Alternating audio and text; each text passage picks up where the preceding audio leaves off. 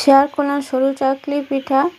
Measurement কাপের 1 cup শুকনো আতপ চালের গুঁড়ো, স্বাদ মতো লবণ, বড় হাতার 1 হাতা বিউলির ডাল বেটে নিয়েছি, 1 টেবিল চামচ ময়দা, কম গরম জল দিয়ে একটি ব্যাটার তৈরি করে নিতে হবে।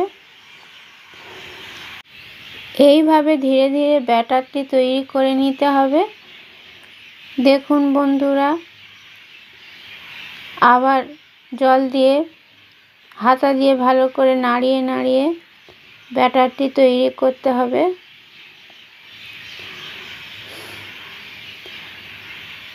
এইভাবে নাড়তে থাকতে হবে। তারপর হাত দিয়ে ভালো করে স্মুথ একটি ব্যাটার তৈরি করে নিতে হবে।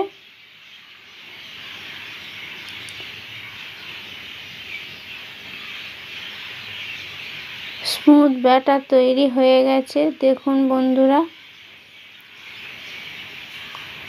15 মিনিট ঢাকা দিয়ে রেখে দেব। তারপর ঢাকা খুলে দিলাম।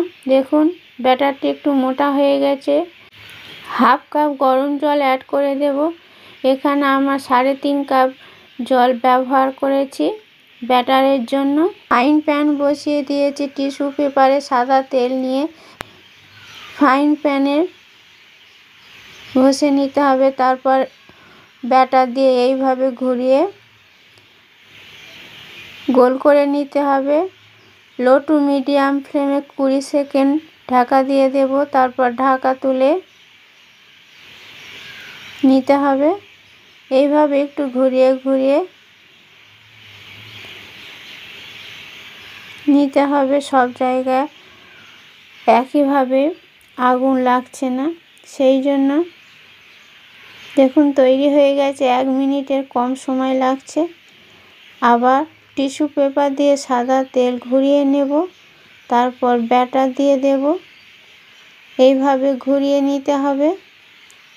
ঢাকা দিলাম 20 সেকেন্ডের জন্য লো টু মিডিয়াম ফ্লেমে।